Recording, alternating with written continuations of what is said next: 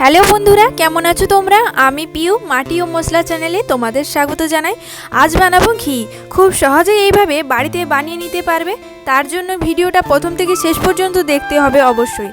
ঘি বানানোর জন্য আগে দুধের সর তুলে রাখতে হবে দীর্ঘদিন, আর অবশ্যই ফ্রিজে রাখতে হবে, তাহলে সরটা নষ্ট হবে না। তারপর একটা বড় জায়গায় সরটা ঢেলে নেব, কারণ শেষের দিকে জল অ্যাড করতে হবে। আর শীত পড়ে গেছে মানেই তো বিভিন্ন রকমের পিঠে, আর সেটা যদি ঘি দিয়ে ভাজা হয় সেই লাগে কিন্তু। আর এখানে আমার মা সরটা ঘষে নিচ্ছে, যদিও সরটা ঘষতে অনেকটা টাইম লাগে, কিন্তু ভালো কিছু পেতে হলে একটু তো কষ্ট করতেই হবে।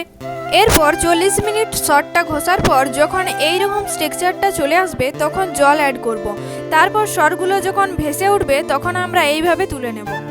বন্ধুরা, তোমরা কারা কারা ঘি খেতে খুবই ভালোবাসো কমেন্ট করে নিশ্চয়ই জানাবে।